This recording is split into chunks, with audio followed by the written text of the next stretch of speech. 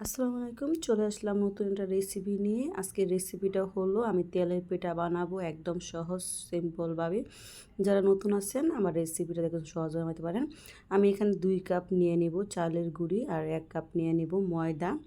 ময়দাটা কিন্তু দিতেই হবে, তাহলে পিঠাগুলো সুন্দর হবে।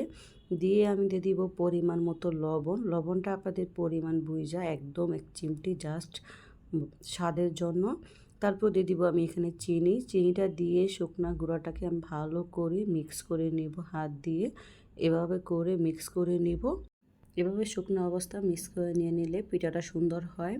যারা নতুন আছেন আমার রেসিপিটা দেখে একদম সহজভাবে রেসিপিটা তৈরি করতে পারেন। এখন আমি হালকা হালকা কুসুম গরম পানি দিয়ে গুঁড়াটাকে একটা ব্যাটারের মতো তৈরি করে নিব। পানিটা আপনাদের পরিমাণ বুঝে দিবেন। ব্যাটারটা এরকম ঘন হবে, একটু চিতপিঠের থেকে আর একটু ঘন হবে, একদম পাতলাও না একদম ঘনও না, একটা মিডিয়াম ব্যাটারের মতো তৈরি করে নিব। এখন আমি হাত দিয়ে ভালো করে এভাবে মিক্স করে ব্যাটারটাকে গুলিয়ে নিব একদম পাতলা করে। এখন আমি আরেকটু পানি দিয়ে দেবো, পানি যতটুকু লাগে এতটুকু দিব, পানি অল্প অল্প করে দিয়ে পরিমাণটা বুঝে নেবেন। যে ব্যাটারটা আমার এভাবে করে আমি অনেকক্ষণ সময় লাগায় ব্যাটারটাকে মিক্স করে নিব। মিক্স করা হয়ে গেলে আমি ব্যাটারটাকে 10-15 মিনিটের মতো রাইখা দিব। আপনারা চাইলে 1 ঘন্টাও রাখতে পারেন, রাখলে পিঠাটা একটু সুন্দর হবে, তাই ফুলকো ফুলকো হবে পিঠাগুলা। আপনারা চাইলে এই পিঠাটা গুড় দিয়েও তৈরি করতে পারেন। আমি চিনি দিয়ে করছি, দেখেন আমি ব্যাটারটা দেখাই দিলাম কতটুকু পাতলা তৈরি করছি। একদম হালকা একটা ঘন ব্যাটার করে নিয়ে নিচ্ছি। এখন এই যে আমি রেখা দিব 20 মিনিটের জন্য। চলে আসতেছি 20 মিনিট পর। 20 মিনিট হয়ে গেছে। এখন আমি আবার একটু নাড়াচাড়া করে একটু মিক্স করে নিব। নিয়ে চুলায় আমি পিঠাটাকে তৈরি করে নিয়ে নেব। এই যে দেখেন একটা কেমন ঘন ঘন হয়েছে। এই যে কোনো লাঞ্চ নাই কিছু নাই, একদম সুন্দর একটা ব্যাটার তৈরি করে নিয়ে নিয়েছি।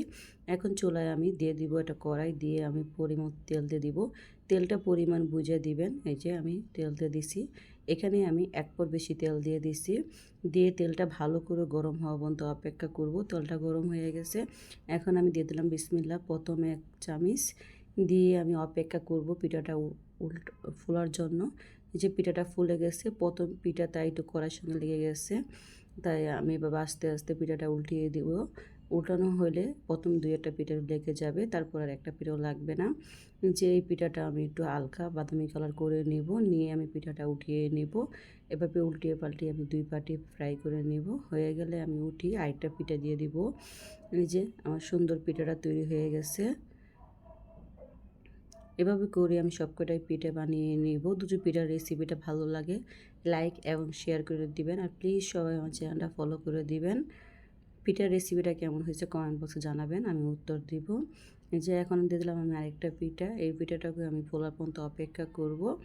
ফুলে গেলে আমি আলতো হাতে পিঠাটাকে উল্টিয়ে দিব। এভাবে করে 2-1টা পিঠা বলছে তো লেগে গেছে। দেখেন পিঠাগুলো কিন্তু সব কটাই ফুলে গেছে।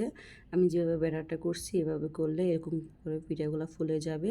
আর এভাবে করে যারা নতুন আছেন তারাও পিঠাটা তৈরি করতে পারেন, একদম সহজ। যদি আমার রেসিপিটা ফলো করেন তাহলে। নিজে এভাবে করে আমি সবকটা পিঠে বানিয়ে নিব। পিঠার রেসিপিটা কেমন হয়েছে আমার কমেন্ট বক্সে জানাবেন। এই যে এই পিঠাটা উল্টিয়ে নিলাম। এখন আমি দিয়ে দেবো একটু বড় করে আরেকটা পিঠা। আমি কিন্তু ওই পিঠাগুলো মিডিয়াম সাইজ বানাইছি, এটা আরেকটু বড় বানাইছি। যেমন ব্যাটারটা দিবেন ওরকমই পিঠার সাইজটা হবে। তাই আমি এখন একটু বাড়িয়ে দিছি, তাই পিঠাটা একটু হালকা বড় হয়েছে। এভাবে করে আমি সবকটা পিঠা বানিয়ে নিব। পিঠার রেসিপিটা ভালো লাগলে লাইক এবং শেয়ার করে দিবেন। আর প্লিজ সবাই আমার পাশে থাকবেন, আমার চ্যানেলটা ফলো করে দিবেন। আমার ভিডিওগুলো ভালো লাগলে আমাকে কমেন্ট বক্সে জানাবেন।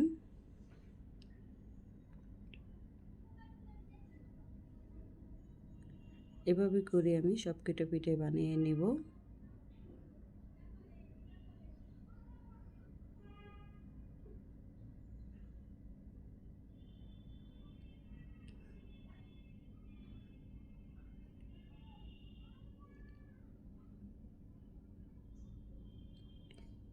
সবকটা পিঠা আমার বানানো হয়ে গেছে। পিঠাটাই আমি উঠায় নিয়ে নিছি।